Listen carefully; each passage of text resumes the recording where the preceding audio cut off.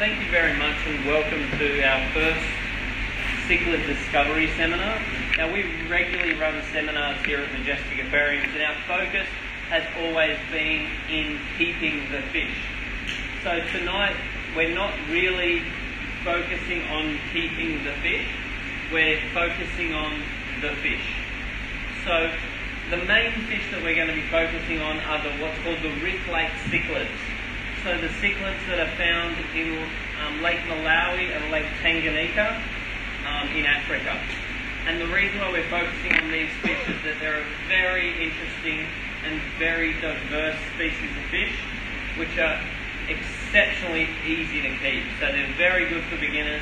They have a lot of personality. So these are a very intelligent fish. They're not just a fish that swim and live on and react on instinct.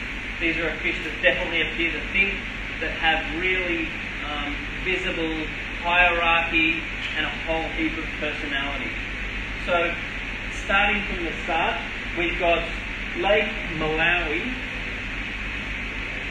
Lake Tanganyika. So let's say that's Lake Tanganyika, that's Malawi, and that's Victoria, along the big rift valley of Africa.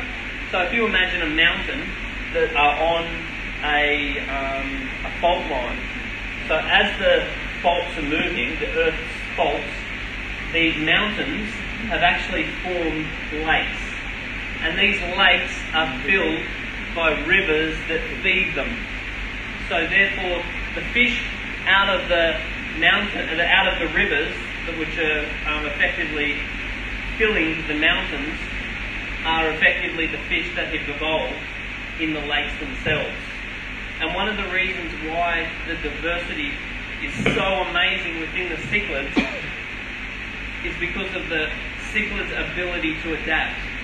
So cichlids have a unique advantage over almost all other fish. There are very few other fish which have what's called a separate pharyngeal jaw.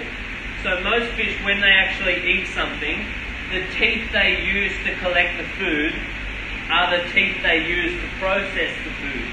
Whereas cichlids have got like a second set of, essentially a second set of jaws. So therefore they've got one set of teeth that they can use for gathering the food, and then they've got another set of teeth that they can use for processing the food. So therefore they're able to monopolise evolution much faster.